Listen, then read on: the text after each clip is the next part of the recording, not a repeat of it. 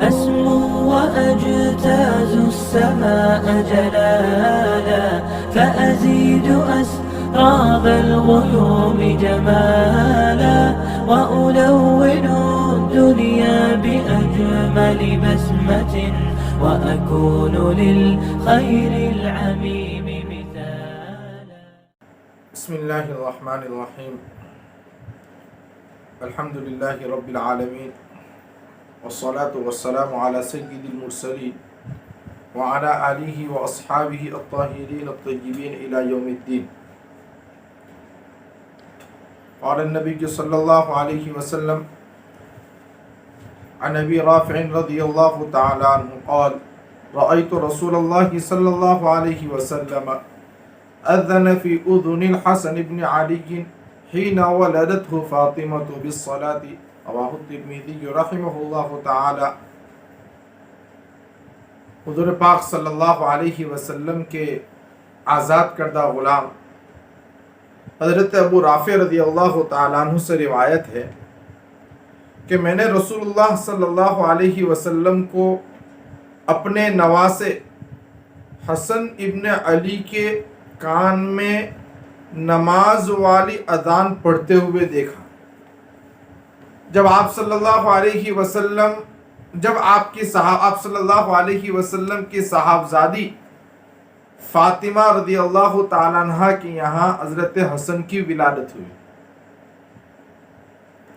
حضرت ابو رافع رضی اللہ تعالیٰ عنہ کی یہ حدیث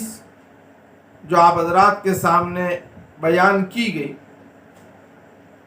اس حدیث پاک کے اندر حضرت حسن رضی اللہ تعالیٰ عنہ کے کان میں صرف اذان پڑھنے کا ذکر ہے، لیکن ایک دوسری حدیث جو کنز العمال میں مسند ابو یعلا کی تخریج سے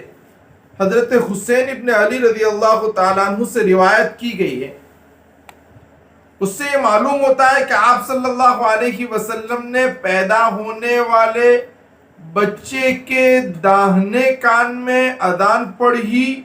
اور اس کے بائیں کان کے اندر اقامت پڑھی. اور آپ صلی اللہ علیہ وسلم نے حضرت حسن کے حضرت حسین کی جو روایت ہے اس میں یہ بیان کیا گیا ہے کہ آپ صلی اللہ علیہ وسلم نے داہنے کان میں اذان اور بائیں کان میں اقامت کی ترغیب دی، اور آپ صلی اللہ علیہ وسلم نے اس کی برکت اور تاثیر کو ذکر فرمایا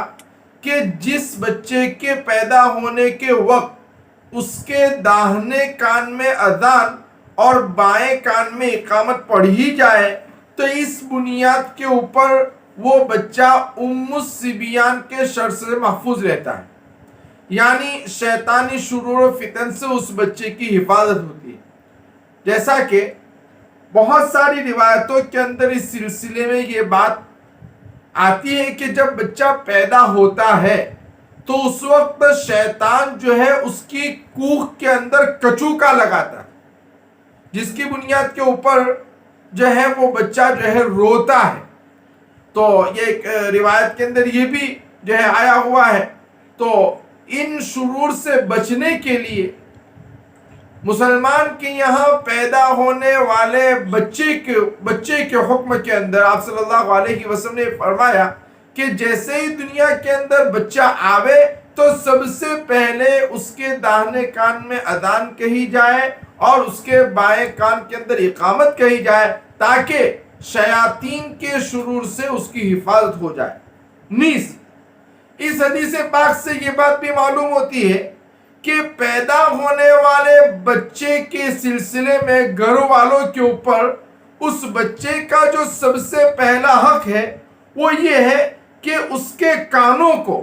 اور اس کے کانوں کے ذریعے سے اس کے دل اور دماغ کو اللہ تبارک و تعالیٰ کے نام، اس کی توحید اور اسی طرح ایمان اور نماز کی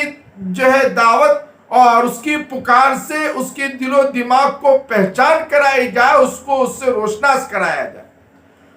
اور اس کا بہتر سے بہتر طریقہ یہی ہو سکتا ہے کہ اس کے کان کے اندر اذان اور اقامت پڑھی جائے.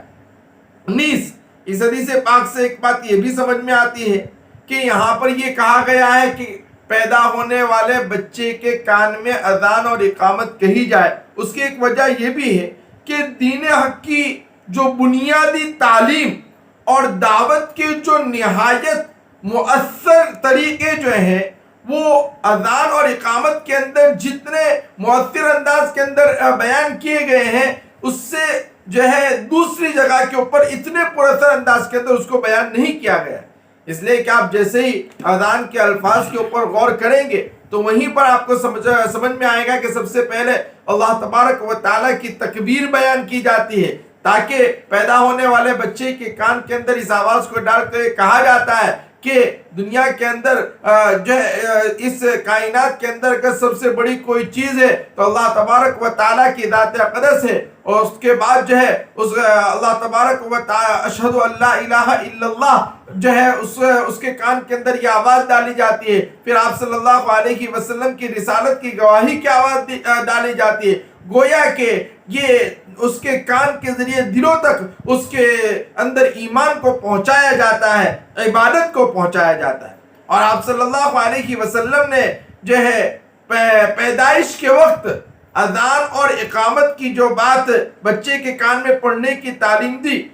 ایک تو یہ کہ جب بچہ پیدا ہو تو اس وقت یہ حکم دیا گیا کہ اس کے کان کے اندر اذان اور اقامت کہی جائے، اور جب انسان اپنی عمر کو پوری کر کے جب اس کا انتقال ہو جاتا ہے تو اس وقت یہ حکم دیا گیا کہ اس کے اوپر اب نماز جنازہ پڑھی جائے۔ آپ حضرات کو توجہ دینے کی یہاں ضرورت ہے کہ بڑی عجیب بات بیان فرمائے کہ جب پیدا ہو تو اذان کہی جائے، اقامت کہی جائے، اور جب اس کی وفات ہوتی ہے تو اس وقت اس پر غسل دے کر نماز جنازہ پڑھی جائے۔ گویا کہ جس طرح اذان اور نماز کے درمیان جتنا فاصلہ ہوتا ہے اور اس وقت کے اندر انسان جو ہے نماز کی تیاری کے اندر وہ وقت گزارتا ہے، اسی انداز سے انسان کی زندگی بھی ہے کہ انسان کی زندگی کا حال بھی اسی طرح ہے کہ نماز اور اذان کے درمیان کا جو وقت ہے یہ وقت اس کی جو ہے تیاری کا ہے کہ اذان کے ذریعے وہ دنیا کے اندر آیا، اب جو وقت بچا ہے اس کے اندر جو ہے وہ تیاری کرے، اپنے اوقات کو ذکر و اذکار کے اندر لگائے، اپنے اوقات کو حقوق اللہ اور حقوق العباد کے اندر لگائے گا، تو اب جب اس کے اوپر نماز پڑھی جائے گی تو اب اس کے بعد جو ہے اس کے لیے جنت کے فیصلے ہو جائیں گے۔ تو یہ جو ہے اس حدیث پاک سے یہ بڑا عجیب سبق ملتا ہے، لہذا یہ بات سمجھ میں آتی ہے کہ جیسے ہی انسان دنیا کے اندر آتا ہے، اللہ کے رسول صلی اللہ علیہ وسلم نے جو سب سے پہلا حق اس کے والدین کے اوپر اس بچے کا بیان کیا ہے وہ یہ ہے کہ اس کے دانے کان کے اندر اذان اور بائیں کان کے اندر اقامت کہی جائے۔ یہ والدین کے اوپر سب سے بڑا حق ہے۔ آج کے دور کے اندر اس سلسلے کے اندر جو ہے بہت ساری کوتاہیاں ہوتی ہیں، لوگ جو ہے بچے پیدا ہوتے ہیں بعض جگہوں کے اوپر تو لوگوں کو پتہ ہی نہیں ہوتا ہے کہ بچوں کے کان کے اندر اذان جو ہے دی جائے گی اور جو ہے بائیں کان کے اندر اقامت کہی جائے گی۔ بعض جگہ کے اوپر جو ہسپتالوں کے اندر بچوں کی ولادت ہوتی ہے اور بچے ہاتھ میں نہیں دیے جاتے، اس وقت بچوں کے کانوں کے اندر میوزک کی آوازیں بھی ڈالی جاتی ہے اور مزامیر کی آوازیں بھی ڈالی جاتی ہے۔ چنانچہ جن کانوں کے اندر جو ہے پیدائش کے وقت میوزک اور مزامیر کی آوازیں ڈالی جاتی ہے، ظاہری بات ہے کہ اس کے دل کے اندر ایمان اور توحید پہنچا ہی نہیں، تو پھر بڑا ہو کر اس سے خیر کی کیا ہی امید کی جا سکتی ہے۔ اللہ تبارک و تعالی ہماری ان شرور و فتن سے حفاظت فرماوے۔ آج کے دور کے اندر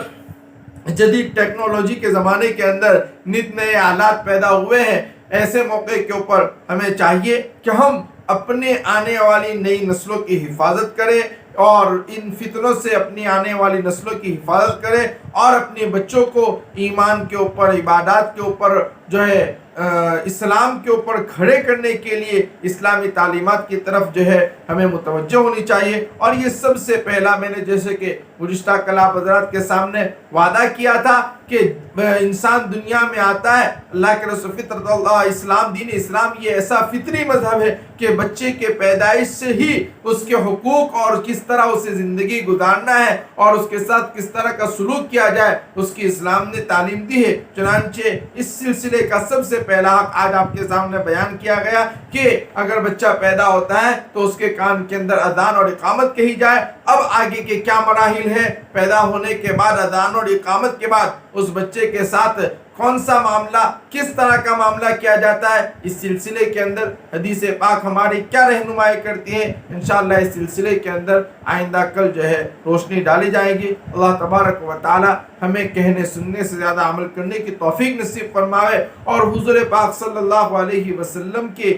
ان فرمودات کو جو ہے اللہ تبارک و تعالی ادب کے ساتھ ہمیں سننے کی اور اس پر عمل کرنے کی توفیق نصیب فرماوے۔ کہنے والا بھی محتاج ہے، سننے والا بھی محتاج ہے، اللہ کہنے سننے والوں کو عمل کرنے کی توفیق نصیب فرماوے، حدیث کی نسبت اور حدیث کا نور ہم کو نصیب فرماوے اور اللہ تبارک و تعالی ہم سے راضی ہو جائے، ایسے عمل کرنے کی توفیق نصیب فرماوے۔ صلی اللہ وسلم علی نبینا محمد وعلی آلہ وصحبہ وبارک وسلم تسلیما کثیرا۔